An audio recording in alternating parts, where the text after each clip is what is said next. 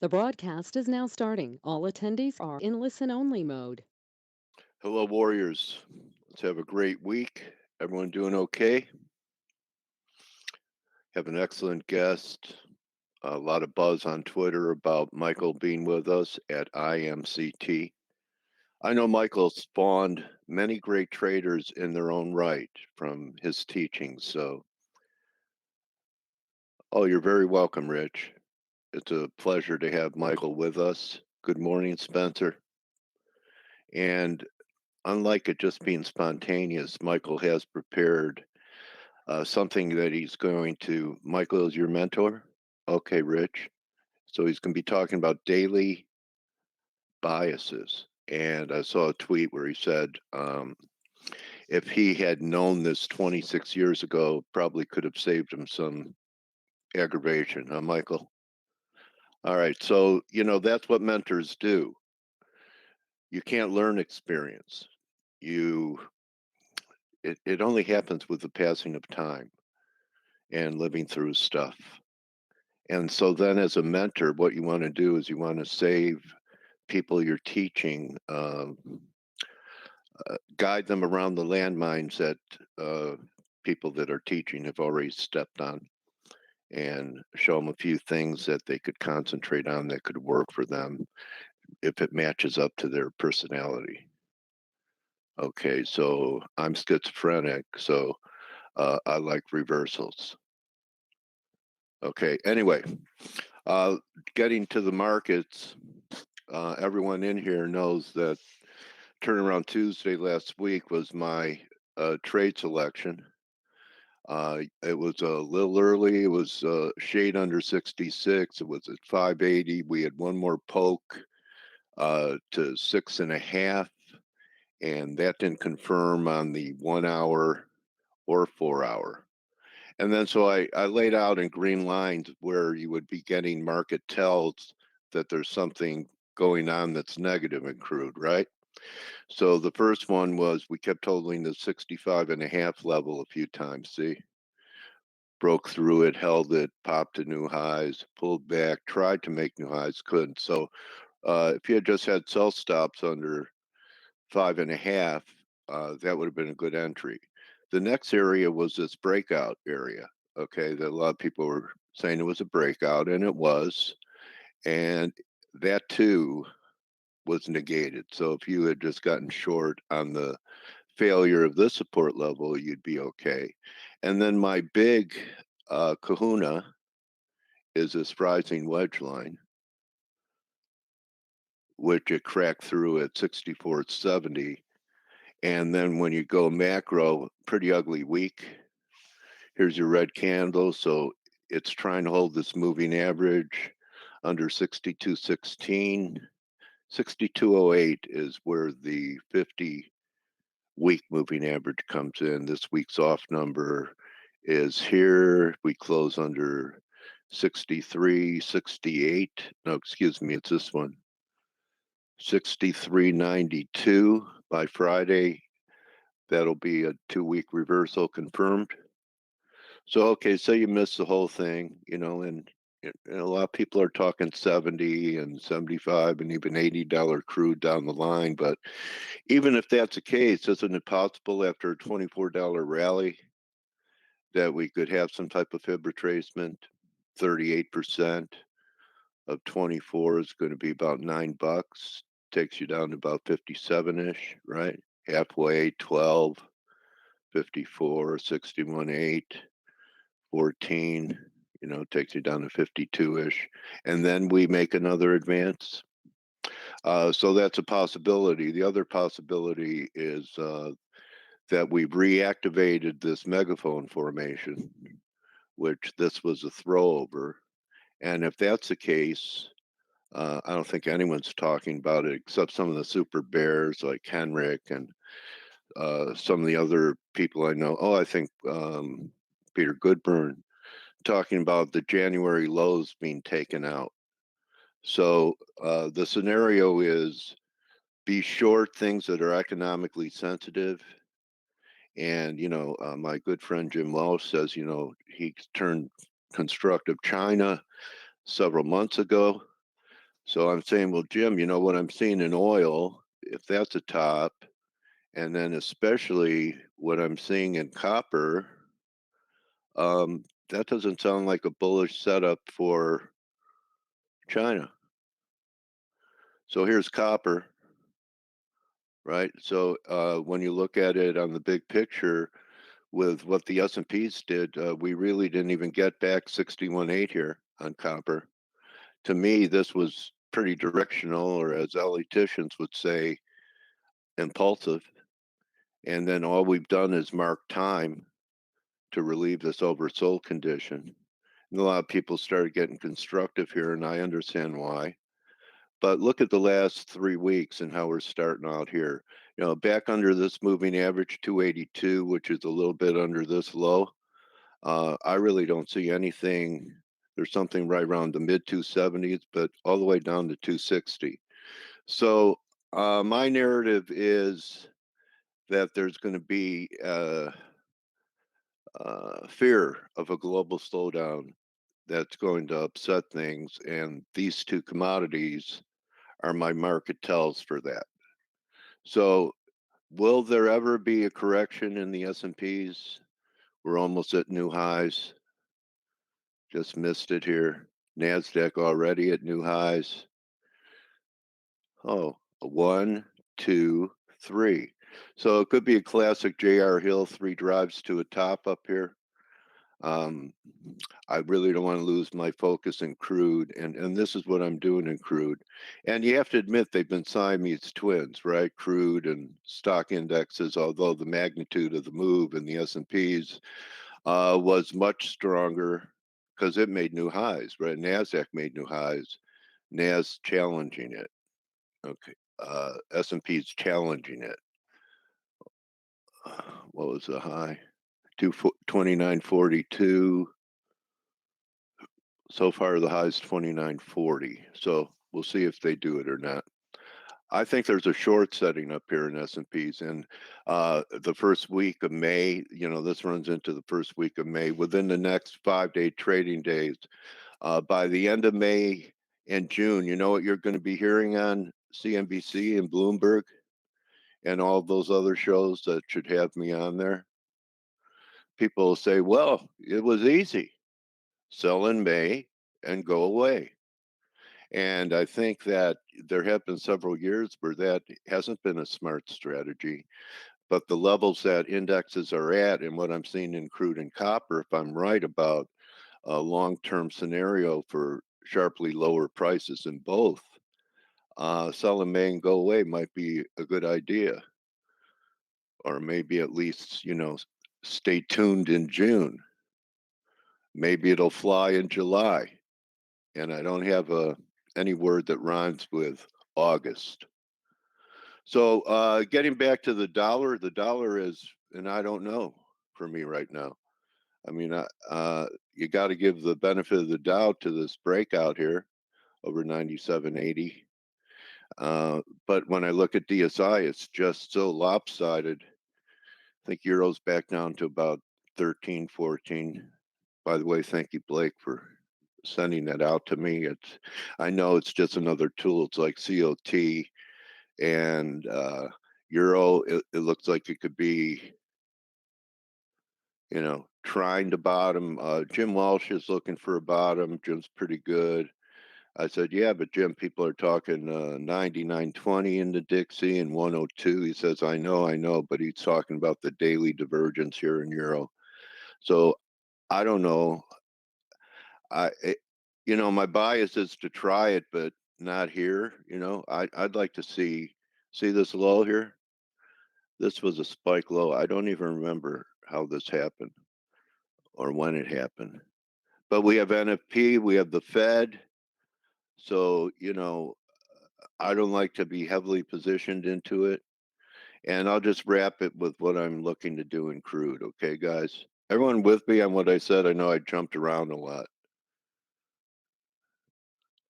Uh, Actually, my ideal scenario for the dollar would be based upon the euro and based upon this line. So that's coming in, in the next quarter or so,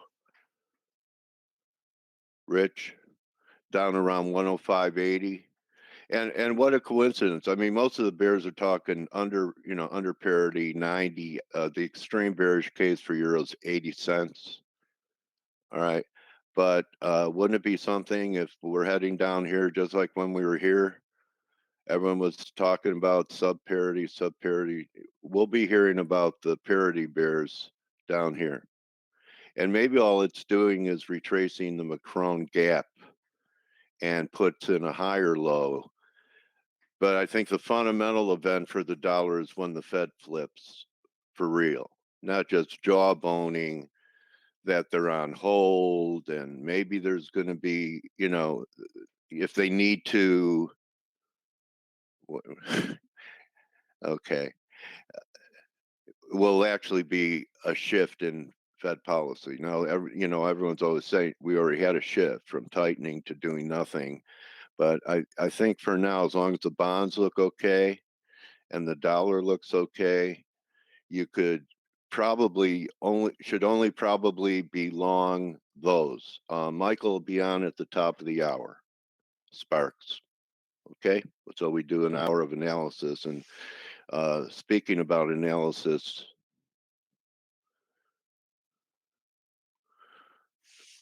pretty good team of analysts here.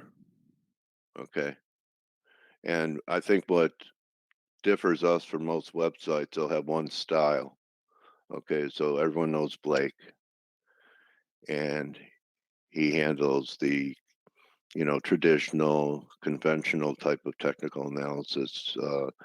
A great trader got recruited by a boutique firm that doesn't take anybody. Everyone knows Grega. I've interviewed Grega on FX Street when he was winning awards, and Stelios used to do 7-figure trades on LIBOR for banks, and Steve gives one of the best rundowns, also contributes to the letters. Stelios does the macro stuff. So far you have Elliott Wave and conventional, and Joe is our point man. He's our company spokesperson on Bloomberg and Real Vision. And Paulie has a session called the European Crossover, where he lays out all his technical points for the session ahead. And he's excellent. You have to be a member to get that before face. And Amanda, people love her. She moderates in our members chat. She's trades for a living, and she's been pretty bullish the dollar. Andre's a great harmonics teacher and practitioner. So a pretty good team that we've assembled here at ForexAnalytix. So you get traditional, right? All the different kinds of analysis that you get. You get Elliott, harmonics, basic technical, sticks, and macro. And everything's right there for you. Okay? Not just the picture, but the explanation and the takeaways. And we have push alerts. Maybe someone could push an alert that's going to show up on any of your devices if we see something. And, we're working longer than just face. So with that being said, as I said, we have analysis for another 45 minutes before Michael joins us. Blake, how are you? Hope you had a great weekend, buddy. Hey, good morning. How are How you? are you? Okay, bro. I'm doing well. Today, since Steve's not going to be here, I got a little bit of a special day for you guys today. I'm going to go through all the majors, and I'm gonna develop you guys the bias chart. I don't always do that on a daily basis because I just don't have the time here when I'm filling in. But today we have Steve is out, so I'm gonna go ahead and take over and do just the basic analysis for all the majors as I sometimes do. Like I said, when it's usually when Steve is out, and Steve happens to be out today. Now, before I get started, I did want to say I hope you guys had a great weekend. How about you, Coach? How'd you do this weekend? Oh, I was fine, Blake. It was very nice here in San Marcos, California. Ah, got it.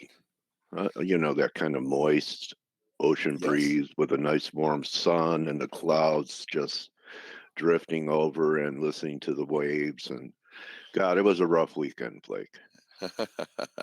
All right. Well, for us, we start. I start playoff weeks for my son for his Uh, baseball, oh, and today actually before it my gets too hot. yeah, my kids have my kids are going to get we do an annual ditch day, so they get to take one day off, and they don't know it's coming. But tonight we're going to see the Avengers Endgame movie. We couldn't. There's a theater that we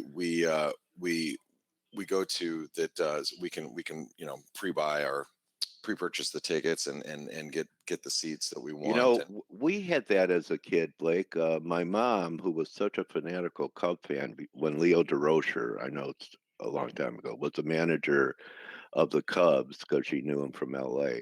She'd come and take us out of school and take us to the ball game. well, we're doing the same thing today. We're taking the kids out of school, and they get to go to see the Avengers Endgame movie, Nice. because so this way they don't get spoilers from all the kids that saw it over the weekend. But we couldn't get tickets for the right time over the weekend because trying to get they just sold out, and I bought them last week, but they sold out for the theater that we usually go to. So anyway. Great dads make great traders because they pay attention to all the details. Yeah, Well, your kids are like, a precious instrument, unlike Euro, and you pay attention to every movement. That's really something, Blake. I mean, what you do as a person translates into your trading. great. Well, I don't know about that. We'll see. But thank you. Appreciate it. But what we're going to do is we're going to go through all these majors, and you can see I'm already developing the bias chart for the euro dollar. And I'm going to do it for all the majors this morning, since like I said, I have the time now. With the euro, really quick, what you'll notice is we're still in breakdown territory, just as the dollar index, and I'll go into that chart, in more detail here in a moment. But it's still in breakout territory. The euro is in breakdown territory. Now we have this nice bearish wedge. Everybody knows that we had the false breakout above the trend line, which leads to a breakdown. Whenever you get a breakout, the chances of a reversal going the opposite direction is quite high. In this case, it was obviously a breakout to the upside. Failed breakout should have led us to a breakdown. ABC just takes us down to 110.50 roughly. And so I'm expecting us to eventually get down there. And as long as the 111.75 level holds, which is the breakdown point. You'll notice also on the hourly and 4-hour charts, especially the 4-hour here, we've reset our relative strength. So relative strength was oversold. We've worked off those oversold conditions, which is good if you're bearish, because it allows us to reestablish that downtrend, and where relative strength can dip back into oversold territory at some point, especially if the euro makes it to new trend lows to the 161% extension. You also notice on the hourly and 4-hour charts we're making a lower high. So making a lower high, especially overnight. And by the way, I had an order to sell euros at 111.80 just in case we got there. It's actually at 79. It never punctured new highs, because what I was thinking might happen was we were going to get some sort of bear flag pattern overnight. So I was trying to sell up here. Didn't happen, which I had to go ahead and step into new fresh shorts already as I woke up this morning, because obviously I sleep during the European hour. So I didn't get a trade off higher. But now I think that the euro dollar, as long as we stay below this 111.75 level, remains some downside pressure here. So support for the euro dollar, which I think is going to be pretty important today, is going to be right here. So this is where key support is going to come in. 111.20 to 111.10. That's like a support zone, which is going to be really, really key for the euro on the way back down. So what I'm going to write down is 111.12 will be support. Now, if you are looking at this bias chart and you go, well, what does the asterisk mean? The asterisk to me means it's a very important resistance. So, for example, the euro dollar should not see the light of day above 111.75 now. It really shouldn't. If it does, that really would be to me, it would be a pretty good indication that we're probably got some sort of false breakdown here, and then we're going to start squeezing. But until that happens, we have to assume that the downside still prevails here, and we have this AB. So you can see A, B. I know I should probably make that a little bit clearer, but C a little bigger, and this would be D, right? So now, why is this important that we note the what we're seeing here? Because if I can as a trader, identify that, okay, the bearish trend is still intact. We're looking for an ABCD. That means that my bias right now is going to be for a bearish euro. I want to play the euro to the short side. Unless we break above the 111.75, my my overall analysis is going to be bearish at this point. All right, so let's we did the euro. Let's go over to the cable. So here's the cable, and by the way, we do have some data coming out. We have PCE data coming out, which that'll be out in about 7 minutes. So I'm going to try to crank through some of this analysis, at least into the dollar yen before this data comes out. So here's the cable. Now we know that we have this bearish wedge breakdown. Also very similar to the euro dollar, this resistance zone, and you can see the downtrend line. This previous support, which acts as current resistance, comes in at 129.60. I actually had an order to sell the cable at 129.60 overnight. Didn't get hit. We've been as high as 129.47. I am not short right now. I didn't manage to get a new pound short off overnight, but right now, as long as we are below 129.60, and I'm hearing some feedback. Is that you, Coach? Oh no, that looks like it's Steve. So I'm gonna go ahead and mute Steve. I don't know what he's doing here today because we told him to take the day off and go spend some time with his family. He shouldn't be here right now. No, let me go ahead and mute him. There we go. He shouldn't be here right now, but he couldn't help himself to just start talking. Hold on. Whoop, there, I muted him again. See, it's hard to even get rid of him. We can't even remove him from the webinar. Maybe I'll have to block him. It's like he can't help himself, Stelios. I don't understand. Look, he unmuted himself again. Hey, look. Oh, there. Oh, I muted him. Oh, look, go spend some time with your family, man. I say we fire him. Okay, Steve. All right. I'll unmute you. What are you doing here? I'm not there actually. No. What are you doing here? Go spend some time with your family. Everybody's eating currently, so it was a good opportunity for me to talk. Yeah. To get in the car and to jump in. To talk. Okay, so so he can't help himself but to go ahead and talk. Stelios, what's wrong with this guy? I don't know. Been asking myself that question for years. All right, see, you Greeks. Okay, so anyway, this 112.65 is going to be trend lows. We have a possible bear flag developing. It's the same story with whether you're talking about the euro, you're talking about the cable, all the same looking charts. As long as we stay below these key levels of resistance, the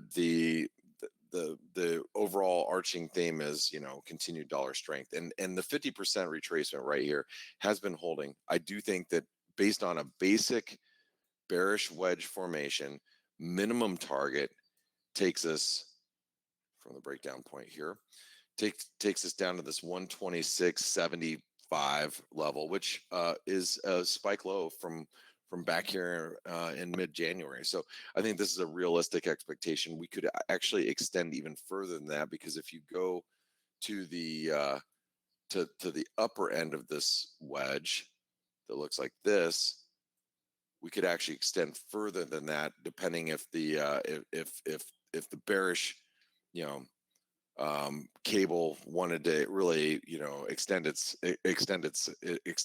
We can have this upper sloping trend line you can see right over here come right back into play, which takes us to 125.80s. And I'm not expecting that right now, but that doesn't mean that that cannot happen. So I'll stop for a second, since Steve obviously has something to say. So good morning, Steve. Good morning, Blaker. How have you been? Good, good. So what's going on? Nothing. I jumped in case you wanted some help, because I do have a little bit of time. Like I can spend several minutes here. So I know that you're busy. So it's up to you. My connection seems to be good. So it's totally up to you. No, I've got it. I already planned on being here today. We've got this. Like I said, we've got some economic data coming out in a few minutes. I was just trying to get through some of this analysis before the data comes out. Okay, So perfect. we're Perfect. good. Then I'm gonna let you do it. Let me just say that we posted yesterday with Stelios, yesterday night, a blog post about crude. As everybody knows, our blog is free to visit. You don't need to even be a subscriber. So I think people should go ahead and read our view on crude and the reversal we saw at the end of last week. Great. And so if you're on our website on ForexAnalytix.com, there's one of the titles, or one of the pages you can get to is the blog, and you can see the crude oil blog right here. So make sure you click on that and get an opportunity to read that when you can. So thank you, Steve. Thanks for putting that out over the weekend. My pleasure. Have a wonderful day. All right, you do the same. Enjoy the family. All right, guys. So let me just crank through the dollar yen, and if you watch the week ahead video, as I pointed out, it's not all roses for the dollar. I think I used the term roses, rainbows, and unicorns, because the dollar is breaking out against a lot of currencies, but not specifically against some. And the dollar yen it falls into that category, where the dollar yen is trading a little heavier. Now, what's really going to put some downside pressure on the dollar yen is if you start to see equities come under some pressure. But the yen is already showing some strength. So if we get yen strength and dollar strength, and that means currencies like the euro yen, Aussie yen, New Zealand yen, the guppy, those will come under pressure as well. So what I'm looking for right now, just with the dollar yen, is that we have this I would say that we're mid-range currently. You can see this obviously the support around the 111.50 or 111.40 level, but if you can take us all the way back up to 112, which would be the underside of this trend line, which I think will offer some resistance. Now, what you'll notice is we're smack dab in the middle of this range. Ahead of this, we do have, you'll notice here, we have PCE, personal income, personal spending, some inflation data that I think that the market's going to be looking pretty closely at today. Some stronger data could push us back up towards 112 in the dollar yen. Weaker data could obviously take us back down towards 111.50, 111.40, which is going to be really important. Now, so for today, let's write down that 111.40 levels being support. We're 1 minute out, so 111.40, 112 is resistance. We are in kind of I would say we're in range environment right now with the dollar yen. And that's, you should note that, because even though the dollar is bullish against the euro and the cable, it's really more range bound against the yen. So like I said, the dollar is not bullish necessarily against the dollar yen, where it's bullish against a lot of other different currencies. So I'm going to keep it on the 5-minute chart here.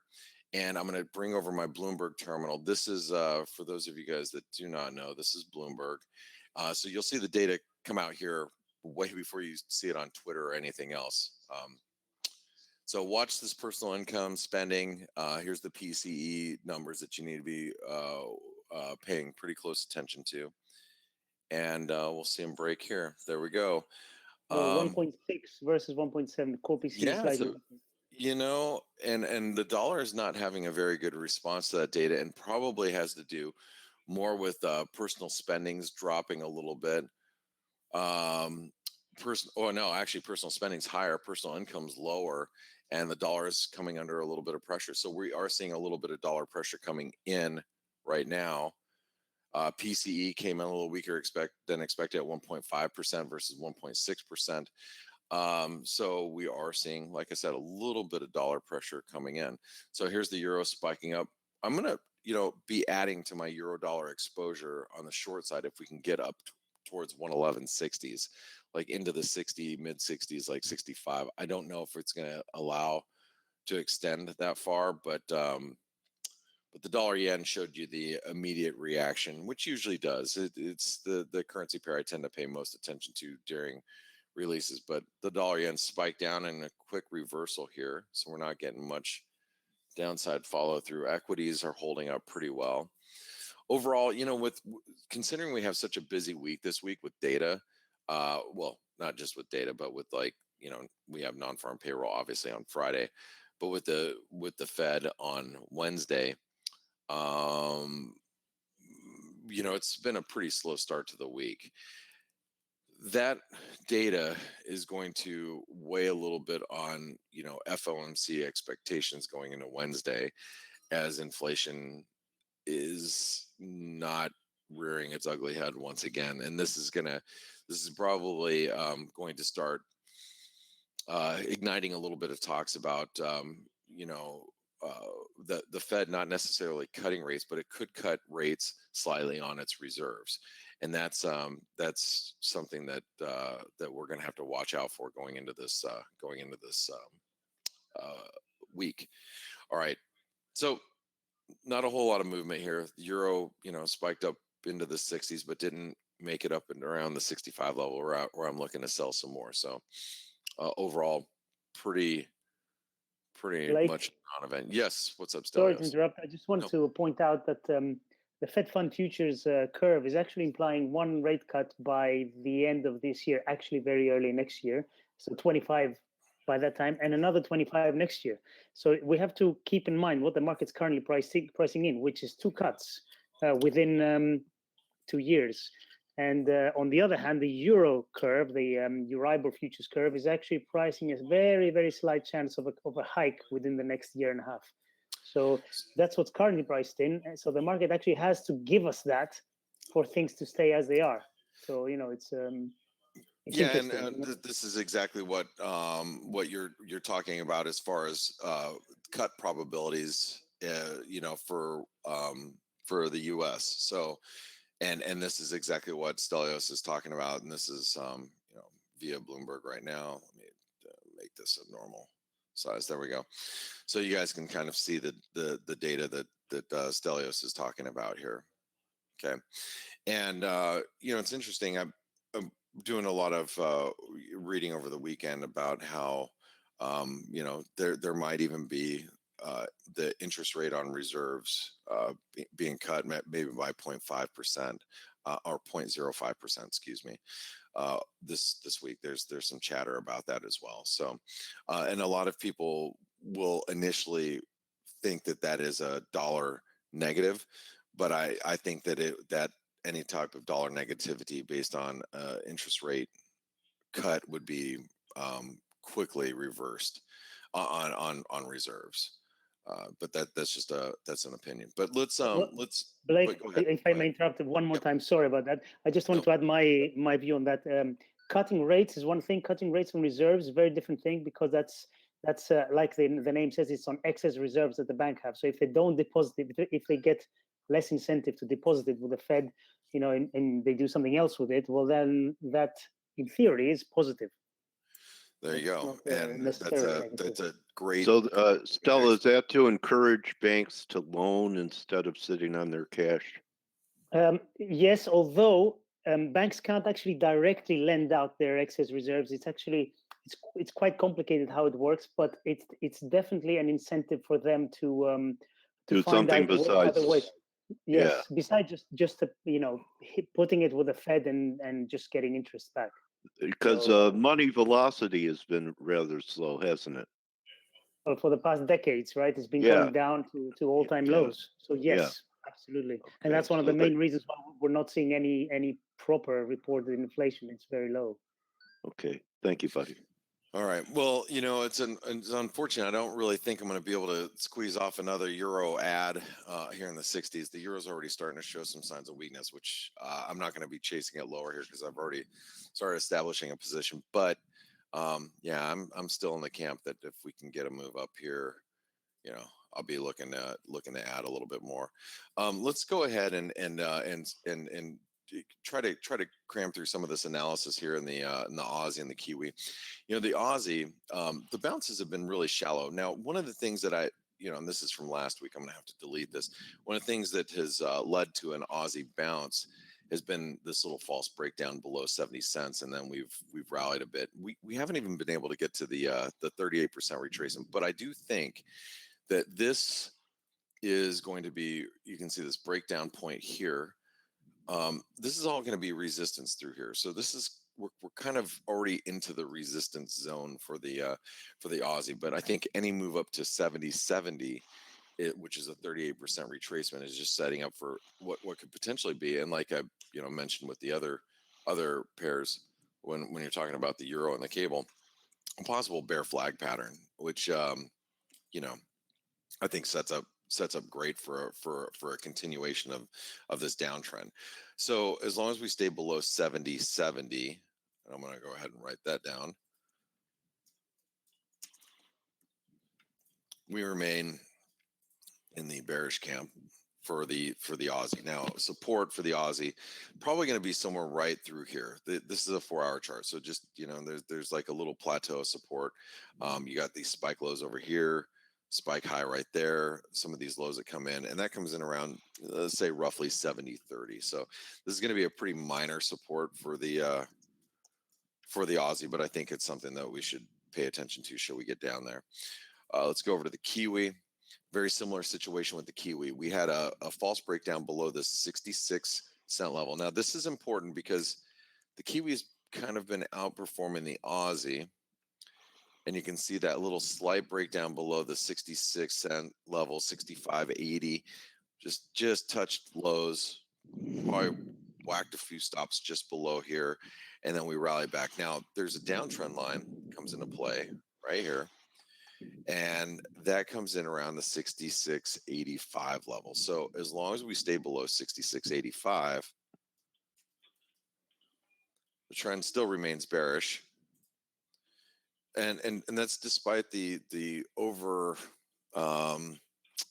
or outperformance of the commodity currencies. Now, if you ask yourself, or you ask why has the Aussie and the Kiwi really outperformed the euro and the cable, and that's because if you hadn't noticed, as Dale pointed out a little bit earlier, stocks are at all-time highs. You got the S&P that's marking up.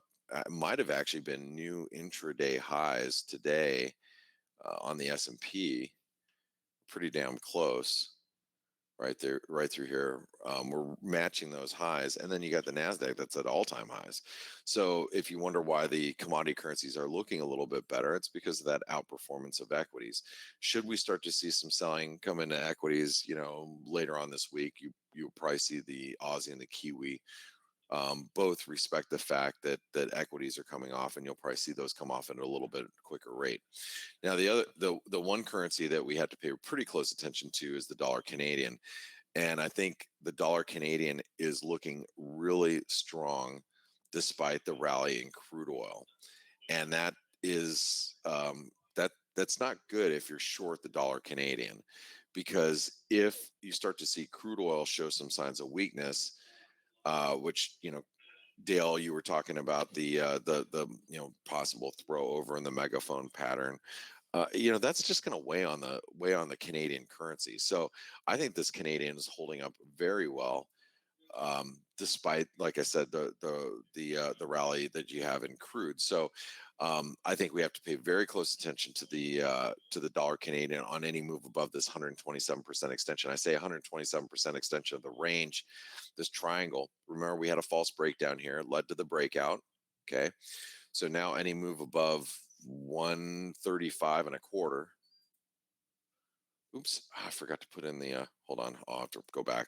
I have to go back and revisit the, it's going to be important resistance. This is still a bullish trend. Let me go back to the Kiwi really quick. I noted support. I just didn't write support. So that support right down here is going to be 65.80. Whoops. Okay. Sorry, going back to the Canadian. All right, so here's the Canadian. And as far as the Canadian goes, this is the triangle breakout. So this means that this move right here, or excuse me, a retest of this triangle is going to be extremely important should we get down there. I don't even know if we're going to make our way down there, but if we make our way down to 134.20, it's going to be pretty key support. So 134.20. Pretty key support on dips. Look at the euro. Wow, that thing's heavy. That weak data today couldn't even allow for the euro for a retest of the 130 or 111.70 level. That's not good for the euro, and everybody knows that. Sorry, if I may just point one more thing out. Sure. We had the Spanish general election so over the weekend, and there's a bit of tell us a little bit about that, Stelios. Yes, well, there was no clear winner, so we had the PSOE, which is basically the center left party, which came top at 28% or so. But they will need to have now some kind of cooperation with another party. Yes, right. And the Popular Party, which came second, which is the center right party. Well, they're never going to be any kind of cooperation with them. But there is the third party, which is called the Citizens Party, which got 16%, which is in terms of ideology pretty close to the top party. And everybody's been talking, oh yeah, there's going to be a coalition there. But there is only one problem, which is about an hour or two ago, the leader of the Citizens Party said that there is not going to be any kind of negotiations for a government with the PSOE, the leading party. So that's, at the moment, seems to be going out of the window. So what we're seeing is a situation where we have basically four parties with over 14% each, it's looking relatively difficult for a government to be formed. Now, I'm not saying it's not going to, because I'm not an expert in Spanish politics, but the obvious choice seems to be a non-starter. The other interesting thing to note is that the far right party, Vox, they've got 10%. So this is, again, something that we've seen all across Europe. We've seen it here at home in Greece, 10% the far right is getting, and it's very, very worrying. It's just something to keep in mind. So basically what I was going to say is the euro is heavy partly because there's this situation in Spain where we don't know how this is going to end up. Well, thank you for pointing that out, man. And that's definitely one of the things that's going to be weighing on the euro, despite just the overall arching theme of dollar strength. So thank you, Stelios. Okay, no so problem. yeah, let's see. We got about 15 minutes or so, and I definitely don't want to take away from the guest that's coming on today. I know a lot of people have tuned in to see him specifically, so I'm going to make sure that I wrap everything up in time. So let's go over to the peso. So the dollar Mexican peso, we had this double bottom basically completed. When you get this close to a target, you can see it right here, and we came pretty much within striking distance of that double bottom. I count that as completed. Now, one of the things that really stood in the way of it stretching any further is the big 618 retracement. You can see it right here. Let me grab this fib if I can grab it. Come on, man. Hello. All right. Now you got me irritated. Whoa.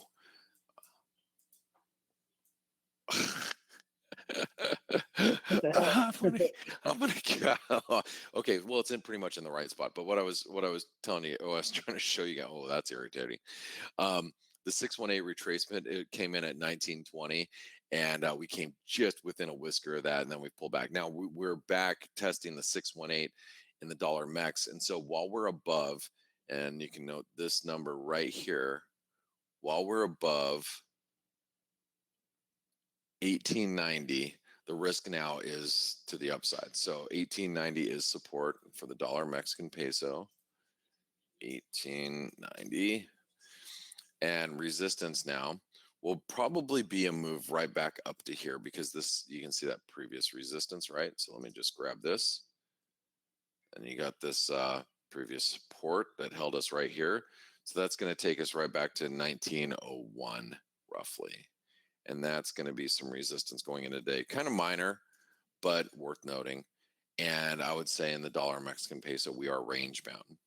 This is where you can see the dollar's performing well against a lot of different currencies, not specifically against the peso. However, the dollar Mexican peso, or as we like to call her, Salma Hayek, or the taco, whatever you want to call her, the dollar Mexican peso is it will perform better in an environment where there's more risk aversion. Right now, obviously, there's not much of that, but if we get in a risk off type of environment, the emerging market currencies, whether you're talking about the South African rand or the peso, or maybe the lira, like the Turkish lira, those are going to underperform. You know, you'll kind of toss out the currencies with the higher interest carry. They get thrown out with the baby and the bathwater all the same. All right, let's take a look at the Swissy. Now the Swissy, you know, late last week we had this little breakdown of this wedge. I still feel that the dollar Swiss, it's pretty bullish, and we could really still extend our move up to the 161% extension of the last major move down, which comes in at 102.66. I am, and just so you guys know, I've had an order sitting out here for the whole week last week to sell the dollar Swiss when we get up to 102.66. That is a key resistance for me. I am looking to actually put in a bit of a reversal, but what has to happen when that gets triggered, if it gets triggered, let me just write this down, is that we have to see a little bit of risk aversion creep in shortly thereafter. So we are bullish right now, even though I'm looking for a little counter trend move. It's still very much in breakout territory. If you look at the daily chart, we've taken out a multi-year trend line. Okay. So I still think we can make our way up here. The one thing about the dollar Swiss that I must note is that you know, the real punishing negative carry it has if you're going to be buying Swiss francs. So in order for me to really stay with a short dollar Swiss trade, I'm going to have to see some risk off. You know, if not, the positions I take in the dollar Swiss will be more intraday type of positions. Now support for the dollar Swiss right now is going to be right through here. It's just going to be the 106.70. That's going to be, or 101.70, excuse me, 1.0170. That's minor support. It's in a bullish trend. Let's go over to the dollar index. The dollar index, obviously we're in a bull flag pattern. We are stalling at the 127% extension of the last major move lower. That has contained prices thus far. So that means the resistance right now is 98.33.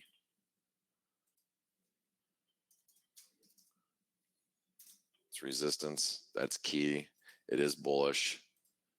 Okay. Dips.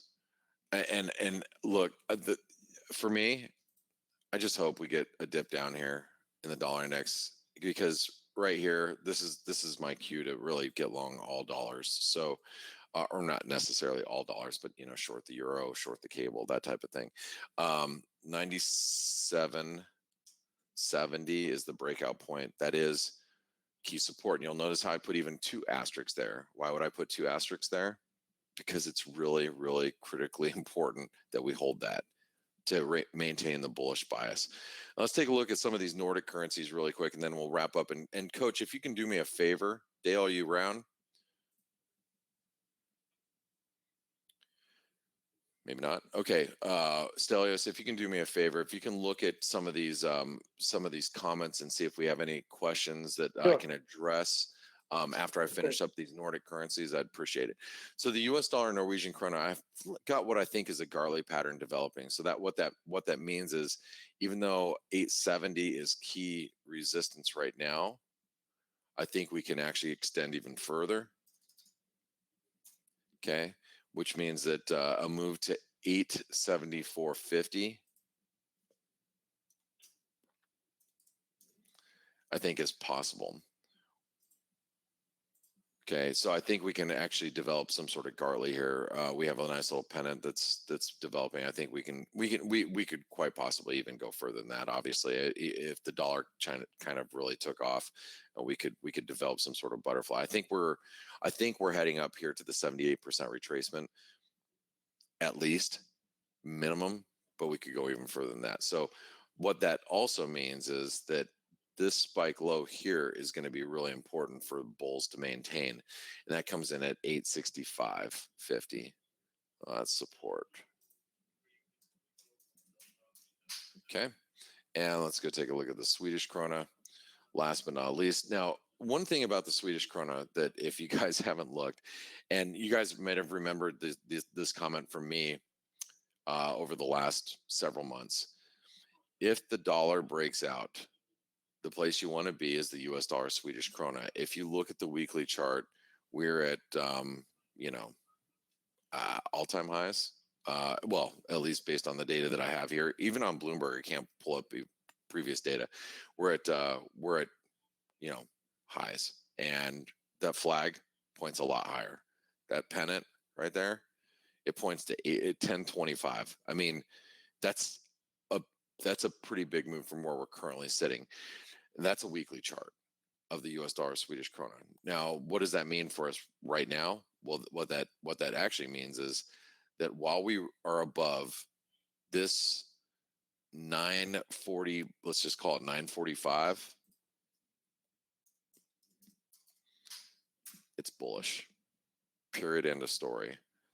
There's no if and or buts about it. And if you're trying to fade the dollar Swiss up here, or the dollar Swedish krona up here, and you happen to make money, I think it's more based on luck and not anything else, right? This is a very bullish chart. It has been bullish. It's extremely bullish. It continues to be bullish. And if you're fading it and you happen to make money, consider it luck. All right. And we did stall near the 127% extension. So I'm going to write down at 960 is resistance near term. It's not great resistance, but beyond 960, we're looking at a move towards 974.70.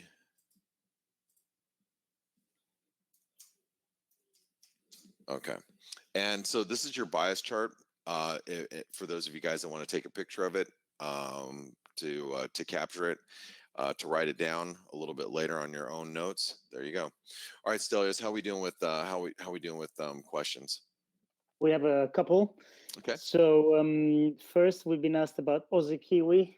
If you want to have a look at that, we've been following that, right? You had a pattern in play which was worked out quite well. It did, and actually when I moved my stops to 106, and it got it took my stops out, which left us with a really nice gain on the Aussie New Zealand. And if you guys don't know, we have these active patterns in play right here, and then closed patterns in play once they've been completed. And you can see the Aussie New Zealand was closed at 1.05%, so it was a really nice gain.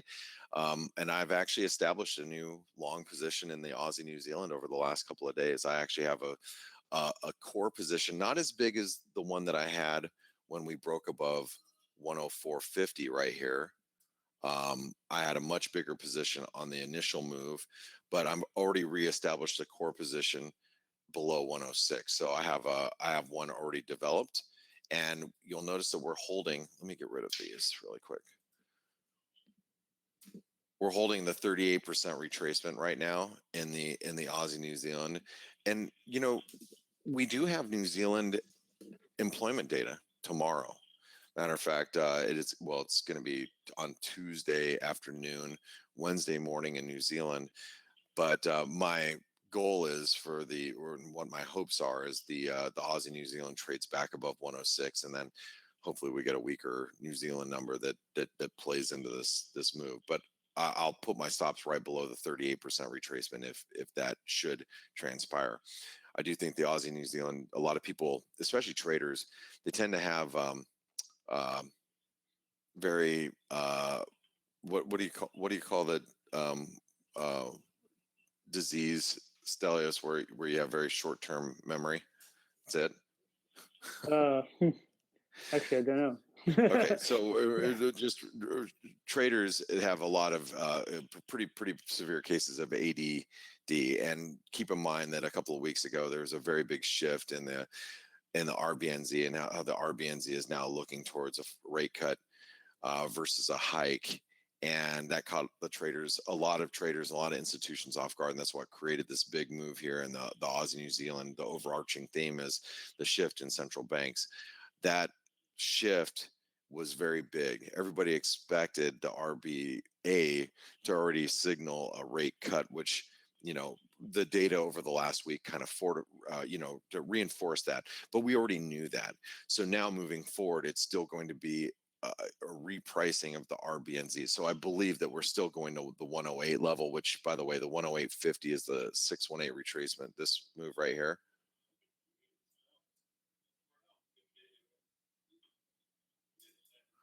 Okay. The 108, I'm sorry, it's 108.05, not 108.50. It's 108.05 is the 618 retracement. I still believe that's where we're going in the Aussie New Zealand eventually.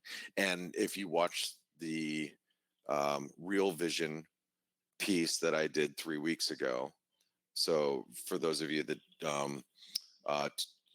subscribe to Raoul Paul's Real Vision network, I was, I did a trade setup of a target of the Aussie New Zealand at 108. That's still very valid to me, and I'm still playing into that particular trade. And I've made quite a bit of money this month trading the Aussie Kiwi. All right, Stelios, any other questions? Okay, we have time for one more, I think. Sure. We have a friend asking for palladium. If you can have a look at that. Shoot, I don't even look at palladium. How about you? Do you look at it? What's the symbol of palladium? Help me out. Basically, the XPD, I think, XPD USD. The question is actually, is Steve not going to be here to do the usual analysis where he does cover palladium as well? So the answer is actually, he's not going to be here. But the good news is I can always look at a chart and give you, and this is going to be a very unbiased view because I don't look at it at all, very rarely. Actually, you can see the drawings that I had on palladium was very, very very old. So what I'll tell you right now with palladium, first and foremost, is that a flag? Well, let's note that it's pulled back to 38% retracement. All right, and that means that key support for anybody who's bullish at this point, they don't want to see anything below that support, which comes in, let's call it 13, 10. All right, right through here. No one wants to see a break below that if you're bullish. The problem with this is it looks like that we might be developing more of a bear flag going the other direction. So if you go to, if you look at this, and you'll notice the 50% retracement. Let me grab a different. There you go. The 50% retracement is holding. So the way I'd be looking at this now is something that looks like this. And my opinion is we have a very longer term bullish trend, but as long as we stay below this 1470 level, I think the risk is at this point, the risk might be for a move lower. So if it were me, and I don't trade palladium, so I'm going to give you that disclaimer initially, is that while we're below the 50% retracement, I'd be on the short side. We get above the 50% retracement here, above 1470, then at that point I would be like, okay, well, we're probably going to trade back up towards trend highs or try to retest the trend highs. But gold and silver both look dangerous for bulls. Palladium kind of fits into that category as well, especially with dollar strength. I don't know if I'd want to be playing on the long side of palladium right now with the strength of the U.S. dollar and the way it looks. So I hope that answers your question. Now we have about a minute before Dale brings in his interview. So I'm going to leave it at that. And guys and gals, if you enjoyed this analysis, you know, the bias chart and what I've developed here, just remember Paul Franco does this every single day, every single session during the European hours for our traders that are part of the ForexAnalytix community. So if you want to be part of the ForexAnalytix community, but you want, you know, a way to possibly get it for free, make sure you check out our sponsors, Forest Park FX. They're right here, and you can be involved in the reimbursement program where you can use the commissions that you pay to your broker can help subsidize and you can possibly get ForexAnalytix for free, at least a portion of it for free. Their contact information is right here on Skype or email. This will get you directly to Forest Park FX. They're a great group to work with. We've worked with them for the last several years. The principals there, Justin and Trent, are some of probably the best people that I've found in this industry to be aligned with. They really just care about you, and they do that because it obviously only helps their business if you're successful, and that's in the same lines that we follow.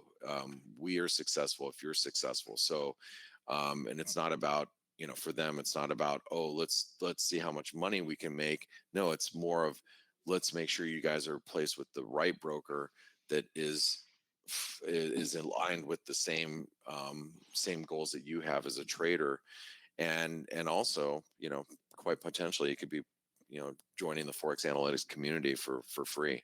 So make sure you visit our webinar sponsors, that is Forest Park FX. With that being said, I'm going to pass it over to you, Dale. Guys and gals, thanks for listening in to me today. And I know we have a great interview coming up. So, Coach, I'm going to pass it over to you. Stelios, thanks for being here. Got it. And Steve, go spend some time with your family. Thanks, Blake. And, all right. Okay. Thank you, Blake. Good hunting today. Thanks, guys. Have a great remainder of your day, and we'll see you tomorrow morning. And remember, for those of you that are just tuning in, we do this webinar every single trading session, same time, same channel, same bat channel, for those of you that are Batman fans. We'll see you here again tomorrow. Thanks. Okay. Michael, I'm making you the presenter, my friend. Welcome back to Face for your return interview. You guys hear me? Can hear you. Hi, Michael. Hello, sir. How are you? I'm fine, buddy. Call me Dale. Sir makes me feel older than I really am. And anyway, welcome back, Michael. I appreciate you coming back to Face Edifier community, and many of your followers are here. Have you ever heard the expression, Michael, that some people teach and some people do? I hear it all the time. I get accused of teaching only because I can't do it. That's right. Okay. So you're a prime example. Not all could do it, but I believe that both could be done. And, you know, you could even take it to sports, Michael. I mean, I remember a lot of great player coaches. Okay. They were still on the court, they were still out there on the field. They were grizzled veterans. They could still play the game. And in our game, we don't have physical limitations. You and I could be doing this when we're 80 years old. But there are people that can teach and do. In fact, the best teachers are the ones that can explain what they do that's effective. If you can't do it, I don't know, you know, what's there to teach? Right. How not to do it? So anyway, you know, I think that I get that question too. I think we are player coaches in the trading arena, and it's great to have you back. And I'm looking forward to learning from you, Michael. You know, I also want to congratulate you on what has manifested from your teachings. You know why? I've interviewed those guys. I've interviewed many people that attribute what they do now and how they've been able to pull money out of the market is using many of your methodologies that they learned from you. And so, you know, that's a pretty cool legacy to have spawned successful traders. I don't know how you feel, but when my mentees are doing well, to me, it feels better than a winning trade in my own account. How about you? Absolutely. I often I pray for the ability to do that for all my students, and when I see that, it's such an encouragement, not just as a trader, but as a human being, because today's world we don't see a lot of that. And if I can be a positive contribution to that, to help them, build a better family life and provide for other people, that's a win-win situation for me. Yeah, so I think that you and I have that in common too. Of course, we want to do well here, but we're also laying up treasure somewhere else, aren't we? Amen. Okay, buddy. So I'm looking forward to hearing what you have to say about how you formulate your daily biases. I see the risk disclaimer. Everyone here knows that you shouldn't be trading with your mortgage money. In fact, Michael, you know what I used to do when I had my own IB and I was a broker and What's someone that? wanted to open an account with me? What's that, I sir? would I would say, see that check that you're setting this account up with? And they go, yeah. So I want you to imagine striking a match and lighting up that check. And if that makes you nervous, it's not risk capital. I don't want the business. Right. It's a good Right. analogy. Okay. So everyone here that hears us every day and hears you, they know this is high risk. And you know what? You can't click the mouse for anybody and they can't click it for you. We're all captains of our own ship anyway, in my Absolutely. extremely accurate and humble opinion. Absolutely. So let's proceed, buddy. All right, sir. First of all, thanks for having me back. I I think it was a little bit over a year ago, the last time I was here. Yeah. And the discussion I want to have today is something as an educator, I get this more than any other question ever. It's the daily bias. And you've been in the education business it's just as well as anyone else. And isn't it something of a frustration to try to communicate to folks that just because a daily bias can be derived, it doesn't always mean that there's a daily bias for every single day. Right. Yeah. Tom Petty, the waiting is the hardest part. Right. And the folks that you guys got, collectively here, I can appreciate what you're doing because number one, you're providing a service for a community and you're trying to grow a community, which is fabulous, but it's also very hard because you're going to have varying opinions, different styles. The audience members are going to be so diverse. The complications come with trying to form a bias that will still complement your specific criteria or your model. And today, I kind of wanted to give a very generic approach to how, using what I understand about price action, how anyone can come into the marketplace and just simply plug and play this, I guess, concept. It's not so much a trading method or a system or anything like that. It's just a way of interpreting a likelihood scenario. Okay. Now, I do lean on this a lot, and there's a lot of things that I can't obviously cover, not because of the protective side of the thing, but the time. It takes so much time, and I could talk on this literally every single day with you for 6 or 7 months and really not really scratch the surface of what's available. And I'm going to give you a primer for your audience to kind of go into the charts and see if what I showed you today is in fact what actually happens on a week-by-week basis. I actually use this every single week on Twitter. So when I'm sharing my examples, when I'm doing trade executions and you see the results of that, a lot of that is actually hinging on what I'm going to show today. So you're going to be able to see that stuff, not just because I'm using a past example here to communicate the concept, but it's important for the viewers to go back and look at the things I'm suggesting today here, because it's the same signatures in every other example. So it's generic as I can make it. So that way, anyone, whether you're an Elliott wave theorist, whether you like harmonics, it will still complement that theory. At least that was my goal going into it. Okay. All right. Well, I have confidence in you. So Michael, I said that that Michael, I expect Michael to lay out enough pearls to string a necklace. So let's go ahead. I'm eager to hear it. Okay.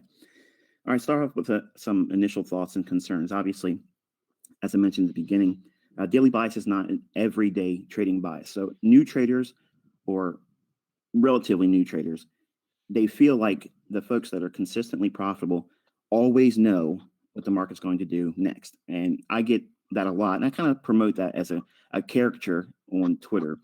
But admittedly, there's some times where I just simply don't know. And I have to sit on my hands and wait for more information. So Yes. it's important. Let me ask you this. You've been doing this a long time. Yes, sir. Say like 20 years ago, Michael, when you were in a situation where you really didn't know, did you used to feel uncomfortable just even saying that? I wouldn't admit it. I would never. Okay, right. And you'd come up with something. You'd Yes. find a reason. And so again, wisdom is being able to say, I don't know, and wait for, as you say, more information, more price action to give you reasons, like a good lawyer to build a case that's compelling enough to take risks. So I don't know. You never see that on Twitter. You never see, I don't know, and I was wrong on Twitter. Exactly. Do you?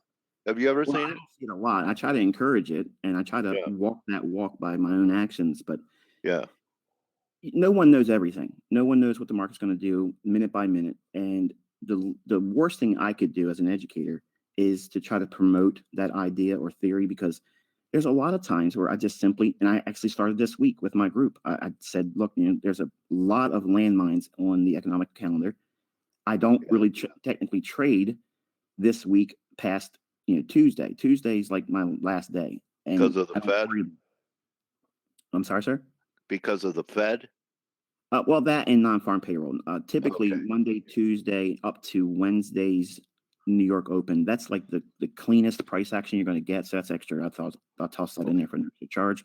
But you guys can look at that on your past data and see that, with the exception of the volatility that comes by way of non-farm payroll, which in recent years hasn't been a whole lot, but that uncertainty that it causes, if you're trading, especially from an intraday basis, because I focus on that mostly, the pure price action is Monday, Tuesday, and Wednesday, stopping around New York Open on Wednesday. After that, if I have any positions, I'm closing it and I'm just watching the rest of the week.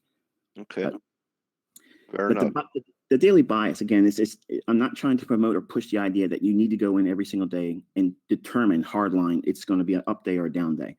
That's not what I'm focusing on here. And I don't really trade with that either. I look for I understand that. I understand that. You're saying, Sika, I could tell from your voice that you having to repeat that over and over again, that a lot of people don't get it. But, a lot of traders, Michael, they'll start from monthlies, weeklies, and dailies, but they may fine tune an entry with an hourly, but then manage it from a 4-hour or daily. So, I mean, there's always something to do on a 15-minute chart. Absolutely. Right. But if you stick your daily biases, sometimes it takes days, maybe even a week or so, for a signal to be generated, because it's a much wider risk trade on a daily if you're just using that. And so entries aren't as opportune all the time until it's at a critical juncture, right? Exactly. In concert with what you mentioned earlier, you gave a historical reference to how it was for you as well. And I admitted the same struggle. Anyone that's been doing this for a long time will admit that there are periods where you don't know what you're supposed to be doing. And those are the very moments that I can look back in my journals and see where I did the most damage to myself and my own accounts. Because you want to get in there and you want to get out of that uncomfortable feeling of not knowing what's going on. And you chase the price action. Whatever's happening at the moment, you chase it. Very important. Anyone listening, start journaling. Write it down. Thanks, Mike. Go ahead. No problem. Well, there's days, obviously, uncertainty is going to be there. And you want to be aware of that and be comfortable turning the charts off and coming back another day. If it doesn't jump off of the chart, it doesn't give you a very clear bias. That means it's absolutely one-sided, and it's easy to see that. It's hard to wait for it. But this is the focus of what I'm going to be teaching today. So again, there is no panacea method for determining a 100% accurate daily bias. So while it's important to know that we can get to a very high probability that is never a guarantee that it's going to pan out like that. And that's the reason why we have to use stop losses and good money management.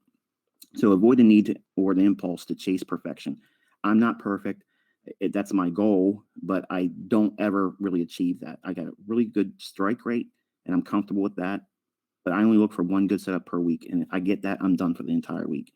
You can do very, very well being correct most times. And the reason why I have most in apostrophes like that, it's not most in sense that it's 20 technical trading days per month. And most of those days you're right. That's not what I'm referring to. The most there is referring to the setups that fit your criteria, that makes sense technically, and that you're comfortable with taking it. So everything has to be in alignment. You're not forcing the trade. You're not trying to impose your will in the marketplace. You're remaining flexible enough to know what it is that you're looking for and patient enough to wait for it. When it comes, you'll know it because you've been back testing it. You've seen many examples of it, so you'll trust it. But that doesn't happen every single day. What I've learned is my biased side of trading is very strong on the Monday, Tuesday, and Wednesday side of the week. If I'm bullish on the week, my buy days are going to be ideally Tuesday and Wednesday. I want to use Monday as my analysis day to kind of confirm, did we open up like I was expecting? Did we have any kind of initial shakeout during Monday's trading? And then I look for that weekly analysis, either bullish or bearish, to manifest itself or start on Tuesday or Wednesday. If I don't get a bias that lines up, or say I take a loss on Tuesday, I don't abandon my bias. I go into Wednesday with that same bias. So I'm not trying to change gears a lot. I stick to one side of the marketplace. I don't like a plan B. I like to go in with one side in mind and focus primarily for that. If it takes all day until New York or late London close to get that entry, it's still an entry for me. Okay. So what causes markets to move directionally? Well, the market seeks liquidity. Now, we as traders, we like patterns. We like classical support resistance. We like trend lines, moving averages, and all those types of things. And they all have their place to some degree, and everyone's learning. But the market's going to go where the orders are, period. That's all it is. And if we understand where those orders are, and then like your Twitter handle is, Forex Stop Hunter, and you kind of subscribe to that theory too. I mean, the market will go to where there's liquidity. So I saw it as a runner on the floor. There you go. So it's not something that's contrived, or it's not a conspiracy. It's a fundamental aspect of how trading markets work. So Yeah, the theory is, Mr. Market, he's so mean. yeah. So someone, and I'm referring to the smart money collectively, okay, always has an invested interest in exiting at a higher price or a lower price relative to the current market condition. So I try to look at that as my underlying narrative. Who's most likely correct right now? And it's going to be the movements from the monthly, the weekly, and the daily chart. The large funds and large institutions are not actively monitoring 1 and 5 minute charts. It doesn't mean that you can't use those to fine tune an entry and lower risk with a higher time frame perspective. This means that my analysis starts from that long-term higher time frame, because I believe, and it's my understanding, that the markets will actively look and seek liquidity. And who would have a larger vested interest in seeing liquidity be purged above an old high or below old low than large institutions and banks? So that's the underlying theory that kind of like prevails all throughout my concept. So you can look at it as the boogeyman theory, or the quote unquote the market makers out to get me type thing. I don't look at that as them out to get me. I'm trying to get in alignment with them. And I use that as a perspective of institutional order flow, not in the sense that I'm looking for, tools or technical indicators. I'm looking at price action alone. All right. So when we look at price, or at least how I look at it, starting with a monthly chart, I want to kind of see where the largest draw of liquidity would be on a monthly basis, because again, large funds, big, large institutions, they're going to be largely interested in the liquidity that's provided on that scale, not something like you and I. I mean, we're such a small fish in the sea. They can't counterparty with us. So the vested interest is above old highs and below old lows. Looking at this monthly chart, it's important that this is something that had an analysis slant for me personally. So in my group, we look for things like this. Obviously, right away, you could see it looks like a double bottom on a monthly chart. Now, as a retail trader, I learned that was a support level. Okay, and I learned to try to trust that as a basis for trusting buy signals. I learned by many examples getting burned by that I had to change my perspective on it. So I went into the markets looking for the opposite to happen. If I see that happening, where the market creates a double bottom or a double top, I'm expecting a scenario that they'll run through it and go below it. So the focus is going to be these relative equal lows. And for the sake of explanation, that low for that period is 112.15. So that's going to be the level that we're going to be using as an example. This same approach is used in any market, any asset class. Okay, so it's not just a Forex thing, because I'm kind of like known for Forex. I did the same stuff with S&P. I've called the recent move in S&P relative to the equal highs on the S&P daily chart. I think that's what we're aiming for. Do you agree, Michael? The only difference is the title, the beta, and the leverage. Yes. Yes. A chart is a chart. It's a chart. That's it. Price is price. It doesn't make a difference. Okay, bro. So moving on into that monthly perspective, whenever we see, or whenever I see a turning point, a swing point, all I need is 3 candles to do that. I know that there's a likelihood that the market will expand to the downside. In this case, we see a swing high that's noted by that arrow that's pointing down. That's the highest of the 3 candles, one to the left, which is an up close candle, and this candle right here. This completes. When this month closes, the very next trading day, I would hold a bearish market bias for the euro dollar with the expectation that it would hunt this liquidity. So right away, you got 80% of the work out of the way. You know what you're going to be hunting for at the beginning of the month. Right. So what we're looking for is, in terms of high probability, is you want to see the expansion, not the completion of the monthly candle. You just want to see the expansion directionally higher or lower. In this case, we got a swing high forming. We have a double bottom formation, pseudo double bottom.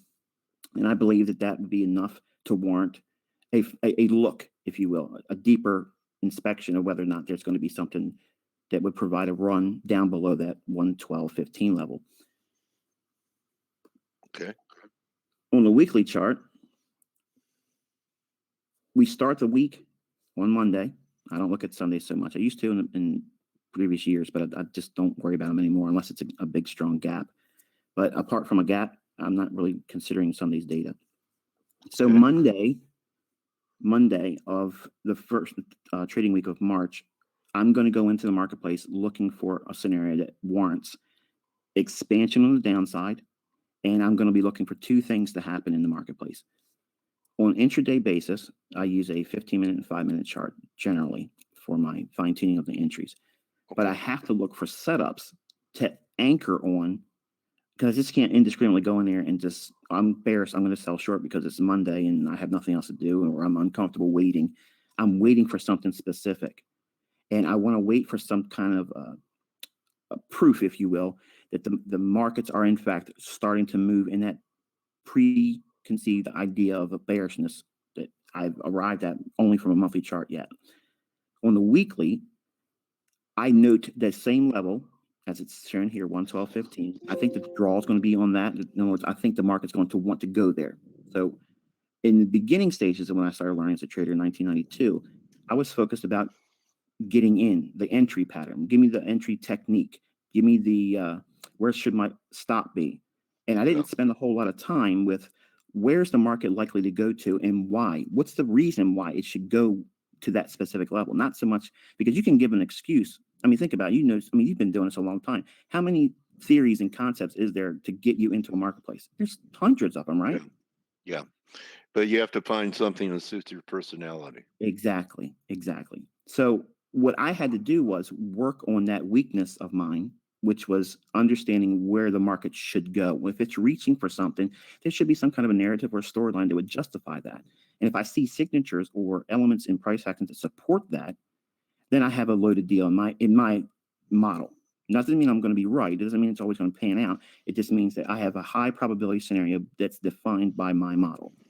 So starting the week here, and this is the first week of March, we will be expecting downside expansion. And again, I'm not trying to predict the close of the month. I'm not trying to predict the close of the week. I'm just looking for volatility in a predetermined direction. In this case, it's bearish. Have I made the point of why I think it's bearish clear enough? Yes, to me.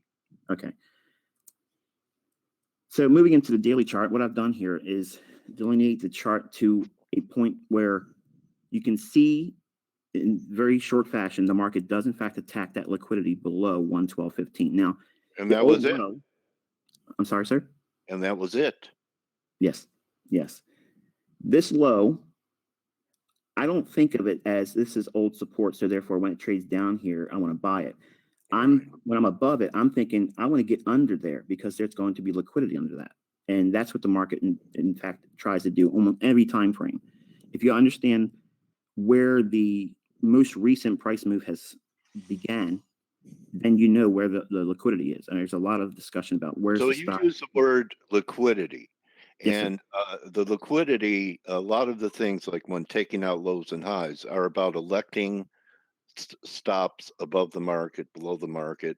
People ask me, Dale, how do you know where the stops are? And you just showed us an example. You had a key swing low. People go, I say, just imagine you're long. Where would you put your stop? Mm-hmm. And they, will say under that swing low. I said, well, that's where everyone else's is too. Don't put yours there. Right. Maybe even take advantage of it going into there. So Yes. a lot of these are stop hunts that when you say going for liquidity, Mm-hmm. would you say 90% of going for where the liquidity is are stops, Michael? Yes. That's Okay. what I refer to it as a low resistance liquidity run. Okay. And it's something that if you go through all my free tutorials, it kind of like repeats itself over and over again, different little components of it. And all I'm trying to do now is just break it down so inside of a 30-minute discussion, you know exactly what you're supposed to be doing. Okay. And then you can practice with it. And then your audience can go back and see it's there all the time. Every single week, it's doing something just like this every single week. And I'm only looking for that one scenario that fulfills that role. So it may not do it this week in euro. It may not do it in cable, but it might do it in dollar Swiss. It might do it in dollar yen. It might do it in gold. It might do it in S&P. I have a small, very small universe of markets that I follow, but I get a setup every single week. Okay, let me ask you this: Why a small universe? I think I know the answer, but why don't you tell us why? Well, personally, I have attention deficit disorder, and I have a very short attention span. So it's Okay. easier for me to manage that, but I think it's also something that should be done as a new trader, even if their interest lays with having 28 markets to follow at some point. Initially, you want to have your focus on one or two and just learn trading on that. If you try to do too many things, if you look You at lose your focus. You yes, lose your focus. exactly. You can't adhere to a model, especially when if we look at currency pairs. The dollar going up should mean all the other foreign currencies bend the knee to it and go lower. But sometimes that doesn't happen. Sometimes some foreign currencies consolidate, and it can be very frustrating. So if you just reduce your focus to one or two and just simply use a barometer like I do, the dollar index. I mean, if I had a gun to my head and I was only told I can only trade three markets or follow only three markets, it's what I'm doing now. It's the dollar index for overall directional bias. And then I mirror that with my euro dollar or British pound. That's it. They're the only two markets I really actively look at. Okay, it only takes one too, Michael. You know how many guys never left the cattle pit at the CME Exactly. and were driven home by chauffeurs? Exactly. They didn't care what was happening in the hog or belly pit. They knew one market like the back of their hand. Yes. And when you say they knew the market, it's not that they only know that technical aspect of trading for that market. They know the levels. They know where the levels are for that number, for that They also day. held the stops in their hands. Exactly. Exactly. Exactly. They're the inside track. Yeah. So if we're looking at the daily here, I want you to think about it in terms of what we would expect or what should be expected, a run down to that low, attacking that liquidity. The reason why they're going to want to take it down there is for us to get out of a short, we got to buy it back. Okay. So if you see, there's been a really clear lower low, lower high, lower low, lower high. It's every classical depiction of a bearish market there. It doesn't mean that you may have been able to discern this as a sell scenario, but any day in the week here, you could start off with that same premise that, okay, I may not have gotten in up here. Maybe I missed Monday's move. I don't care about Monday's move. I'm looking at Tuesday and Wednesday because I know there's going to be a strong probability that I'm going to get the beginning of the weekly expansion on Tuesday or Wednesday when it's a bearish market. I might miss the ideal highest high on Monday. I don't care about that. Tuesday, and you referred to it, I heard it at the beginning of the analysis side, turnaround Tuesday.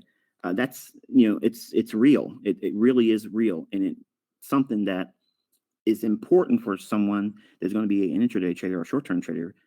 If it's a long-term position trader, not so much of an interest, but it's fascinating to see the reoccurring phenomenon like a Tuesday, high of the week or the low of the week formation. But if you have a bias that starts ahead of the week, you can sit on your hands and wait comfortably, wait for Tuesday's price action, and then you have something to work with. Whereas a new trader or someone that without a model, without a procedure, they're being constantly pulled in all different directions of what they should be doing. And they go into Twitter, they go on social media, they go to other websites, asking everybody else, theoretically, what they should be doing. And that's not a trader. That's someone that's following.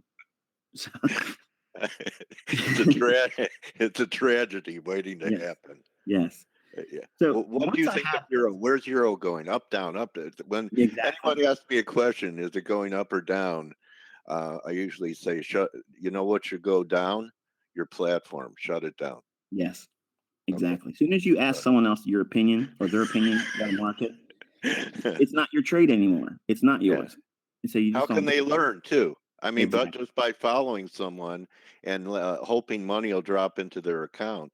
Exactly. What I like about what you do, Michael, is you teach your mentees the whys. That's the most important part, not whether the trade is successful or not. Because when they have the whys, when you're in an island and you're burned out from teaching, and you don't want to do it anymore, you've left them with tools they could use for the rest of their trading career. They know the whys.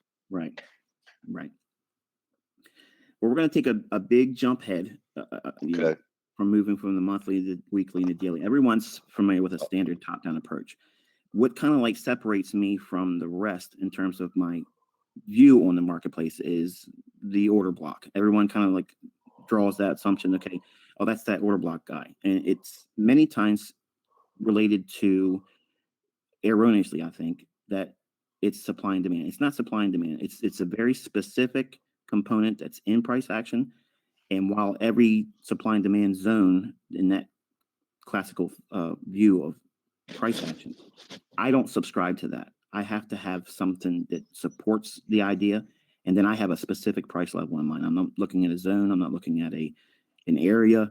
Okay, you're not a good prospect for Online Trading Academy. Yeah. Unfortunately, I'm not. But I think it's a good. Again, it's a good foundation to start traders thinking like that. Yeah. But I think if anyone spends time with it, they'll outgrow it. Okay. So I want you to take a look at this level right here. This is a bearish order block. Now, what makes it a bearish order block is the fact that we had a swing high here, and it's the last up close candle. Okay. Institutions, large banks, large traders, they have to move a great deal of size. And if you ever talk to anyone that is a large trader, they have to move in the opposing direction to get the proper counterparty for liquidity purposes. This run up, this is a very high probability signature if we trade back to it after it drives away in order to move quickly away from it. I don't care about how far we go down. I don't care about any of that. All I'm waiting for is a time for it to trade right back up into it. Notice going into March, we already had a bias that it should go lower. Right. This is the key level you would be waiting for, the very, very low. Now, if it were to hit this level at a specific time of day, like a London Open or a New York Open, the probabilities go through the roof in terms of it's going to be sensitive at that level.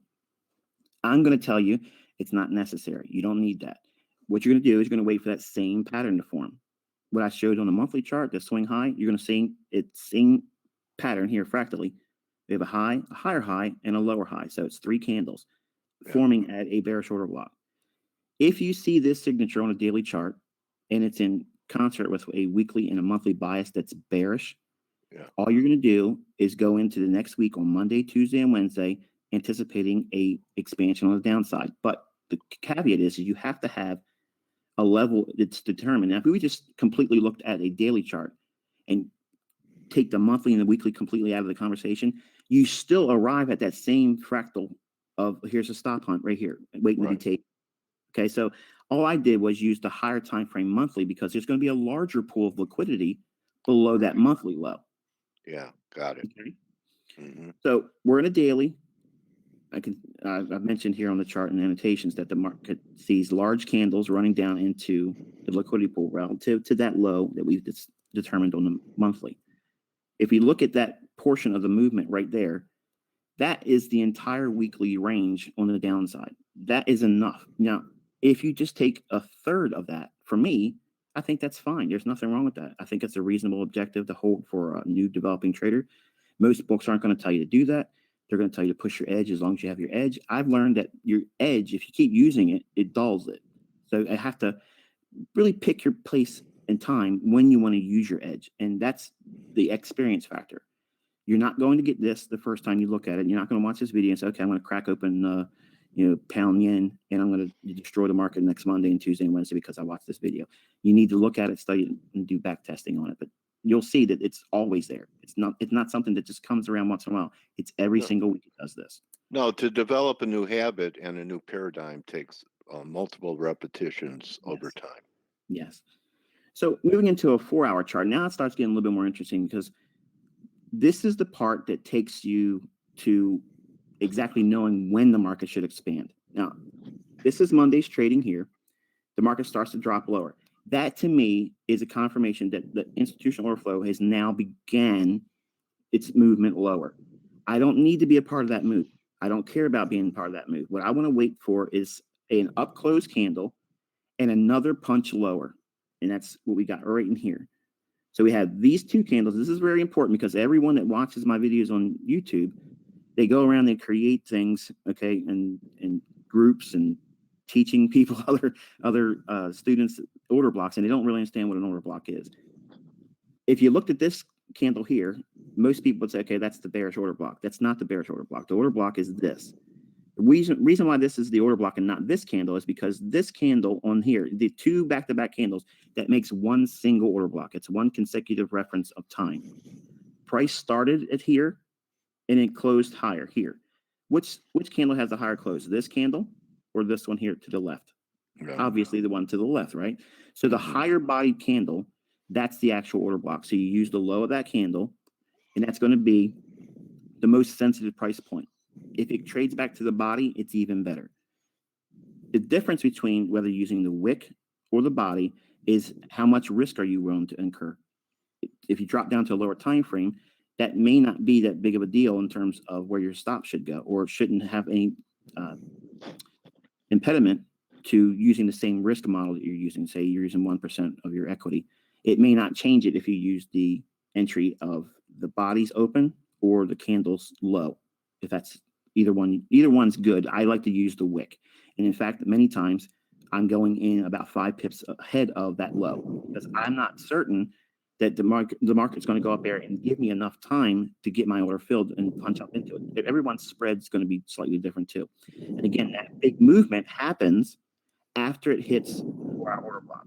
So for the listeners, everything up to this point here probably sounds very similar to classical support and resistance and classical, top-down analysis. The thing I want you to take away from it is if you have a bias that's derived from the monthly, the weekly, and the daily, and you expect some daily low to be ran out or a weekly or monthly low to be taken out, that is the basis of your foundation to a daily bias. Now, notice that every single one of these 4-hour candles is not a down close candle. There's some retracements in there. You want to see this retracement happen and still have that range unprobed. In other words, this low, that 112.15, this is untapped liquidity. So if we get an up close candle and it trades right back up into that, that's the setup. And then what is your bias? The very next candle or the very next day, you're selling short. You want to be selling short. So Did I say the daily bias for Monday, Tuesday, Wednesday, Thursday, and Friday is bearish and I'm going to enter on it? No. I said that every day I'm going in looking for what? Here's the takeaway. Watch the 4-hour chart. If you're bearish, you want to see an up close or consecutive up close candles. If the market trades away from that lower, in this case, because we're bearish, if it trades back up to it like it does here, that's your sell. That's when your bias is 90% plus. It's going to go down and then attack that liquidity. So a retest of the order block. Yes. Now, the only caveat to this is you may not have an up close candle on the 4-hour, and the only thing you need to do is drop down into a 1-hour chart. The 1-hour chart is still going to provide that same thing. Here's an hourly chart. I'm using the 4-hour order block here, but I refined it to this. If you go back, if I show you this one, it's on the body of the candle here. This one here actually refined it and moved the level right up to these two candles because these are the highest up close bodies. And this one, even though it has a very small body, it's still up close. So consecutively, you have to incorporate both of these to create the order block. And again, the same model is you use the low of the candle. And me, I'm going to be in there 5 pips below the low of that order block. That's where I would take my short. So while I would probably have 5 or 6 or 7 pips of drawdown, and I'm comfortable with that, I would enter on that, and that would be enough. For a daily bias, this is the day it hits it. So the very next day, I'm selling short. I'm going into London because London has the likelihood of creating a high low of the day. If you have a bias. Yeah, why is that, Michael? I've noticed that for years. And you know any reason why the majority of turns happen in the London section? I have a theory, but it probably won't be in alignment with most of your viewers. But I believe the price is delivered by an algorithm. It used to be open outcry and all those things. But I think I can prove it if we sat down for a little bit of time, that everything, especially in the currency markets, are delivered by an algorithm. I don't think that it's like what people think it is. It's not a free market. I think it's 100% manipulated. And I think the daily high and the low is formed and determined before midnight every single day. And it might be uncomfortable to hear that if you're a trader and maybe you've been trading for a long time. But I kind of prove it like every single week. But again, that's outside the scope of our discussion. Okay, bro. So the very next day we have the open, and I'll show you what that open is in a minute, but the price runs initially higher. Now, as a new trader, when I first started, I would see this because I'd be watching 5-minute charts on Supercharts was the program I was using back then. And if I saw a 5-minute chart start tearing off the upside, I'm not thinking selling short. I'm looking to buy it. So there was a paradigm shift in my understanding that all of my losing trades, I was always chasing price. I was chasing it. If it was moving fast in one-sided direction on a very short-term time frame, I was in there. I was doing S&P bonds. They were on 2 markets. I was trading as a futures market trader. And I was getting burned constantly. And then I realized in certain times of the day, it would do these like fake moves. And I just dubbed it as a Judas swing, like a Judas goat leads people into, well, not people, but leads sheep into the slaughterhouse. But right before the slaughterhouse entry, it goes off a slightly different path. And it's not going in the slaughterhouse, but the sheep get slaughtered. So this to me is like a Judas swing. It's a fake move. When that happens and it runs above a short-term high, it's the same stop hunt, just in the opposite. So we're going to use this order area here, okay, of liquidity. What's going to be resting above that, Dale?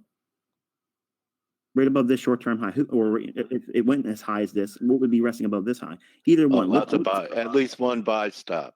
Exactly. There's liquidity on the buy side. So if you're going to be selling short, wouldn't it make sense to sell in a very rich pool of liquidity of willing buyers? You want to sell it to them? Yeah. That's what the market's doing. Give them, when they line up to buy something, sell it to them. Exactly. So building a short position with the bias, pairing your order with buy stops, a known level that's clearly, you can easily see it. They run that.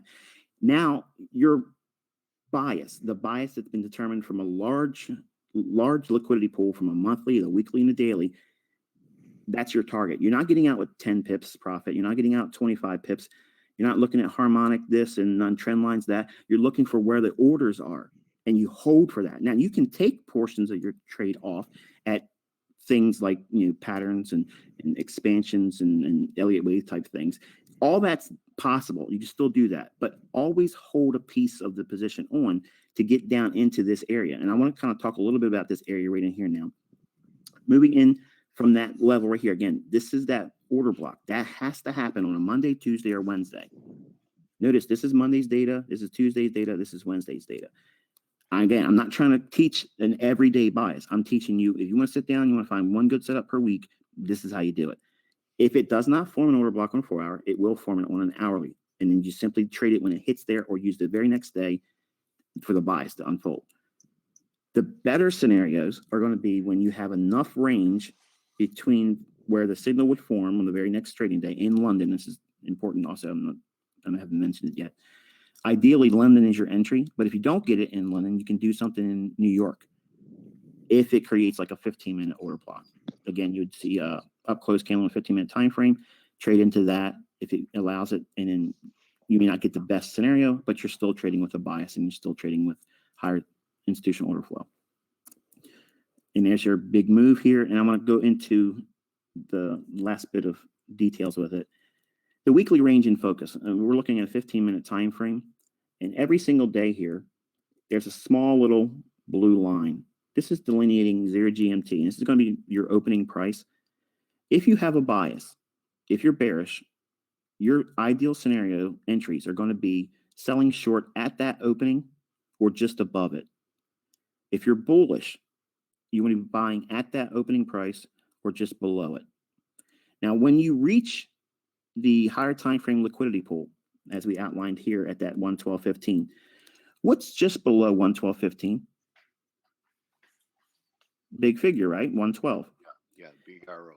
In your experience, have you seen the markets always stop right at the big figure number and turn around? No. Right. There's going to be some measure of liquidity and orders that stack above, below, and sometimes a little bit deeper than just a 10 pip or 15 pip run. In fact, Michael, and that's the last interruption. When everyone's looking for one price and it's bandied about quite a bit, it either doesn't get there or it becomes meaningless if it does. Right. Right. So have you seen that too? Oh yeah, absolutely. Yeah, absolutely. The more talk about a number, the less I'm interested in it. I'm not concerning myself with it. Okay. So Thursday, we see the price drive above that opening price. There is your cherry right there. That's what you're looking for. All week long, you're going in every single day with a bias. I want to sell short London. I want to sell short New York. One of the two, I don't care. Monday, yes, it drops down. It gives me the confirmation that, yes, institutional flow is starting to move lower. Great. Now I want to see the market show displacement. I mean, displacement is a sharp, sudden move in one direction. In this case, we're bearish. I want to see a sudden move lower. We see it here, right in here. Here's that return back to the order block. Now, this is London close. London close on Wednesday. Now, some people might say, well, I don't want to enter in London close. Well, you don't have to. You can, ideally, but you want to use the very next trading day for your bias. That means the bias is going to unfold generally on Thursday. And now think about this. If the market has been slightly lowered and consolidating, and you know that this is a large draw on liquidity, in other words, there's a big pile of stops below that, and it's Thursday, and how much time of the week do we have left? It's not much time left, is there, in terms of days? I mean, you have Thursdays trading, and then you have Fridays trading, and Friday many times doesn't have a whole lot of follow-through. It's usually capped by Thursday's price action on the weekly range, or we get a complete reversal on Friday. So from a weekly range standpoint, I know that this deal, okay, with a bearish bias is going to have a lot of magnitude and expansion with speed. This is a big hallmark to one of the biggest learning curves I experienced with studying time and price, because the weekly range up to this point here on Wednesday, yeah, it's handsome. I mean, it had a little bit of a downside movement, but it didn't really expand explosively. On that Thursday, I challenge everyone to go look at the economic calendar for March 7th, and you'll see the economic driver that was already in place. Just like we can look at the economic calendar this week here. We have FOMC, we have non-farm payroll, we have some big, heavy, risk factors in the economic calendar. On this day, you're in here with ECB, so it's okay. It's a big magnitude event. But the bias was already determined from a monthly chart the previous month. So even though it took 7 days of the calendar of March to get to that particular day. Every day you go in looking for a scenario. You have to have several things in place. The bias you determine from a higher time frame. Where's it going to go to? That's the liquidity pool. What are you waiting for? You want to have confirmation. What confirmation is that? You want to see that the market starts to drift lower and then it gives a sudden sell-off. What that sudden sell-off does is that it's a footprint that smart money has really moved a great deal of size. They can't put all their position on in that first move. So you wait for them to come back and give you a double tap. When it gets up in here again, whatever portion they couldn't get in on their first move, that's where they're going to do it. And then once it does that, it does not They spend a lot had of one time. more chance too. Exactly. Exactly. Yeah, interesting. So the higher time frame liquidity purge that takes place below 112.15, when it gets to the 112 big figure, I always anticipate 10 to 20 pips below that. And we see just about perfectly 20 pips below it sweeps down. Now, this liquidity has been purged. Now, can it go lower? Absolutely. But what I do is I move to a neutral stance. But if you're a day trader or a scalper, you can switch and go into reversal mode. So as I mentioned, when we're bearish, you sell at or above that opening price when you're bearish. What do you do when it's bullish? The opposite, right? So you'd be buying below that opening price. Once we hit this pool liquidity, watch what happens. Price goes below the opening on this day, rallies higher. It goes below the opening here, rallies higher. Goes below the opening here, rallies higher. Goes below the opening here, rallies higher. If you know what you're looking for and any one of these days here fits a criteria that you have with your discipline, or if any of these days over here fits your criteria with your discipline relative to the bias, then you have an opportunity to engage at the marketplace using a daily bias. But it's not a daily bias that has to happen every single day. I don't have a daily bias every single day. I don't have a daily bias, every session. I could have a session that's bearish, London, with the expectation it's going to reverse in New York. Is that a daily bias? I guess it could be called a daily bias, but I look at it as it's a session bias. So I tried to strip this down to make it as universally applicable to any discipline. You're using a higher time frame chart to note where a large pool of stops are going to be.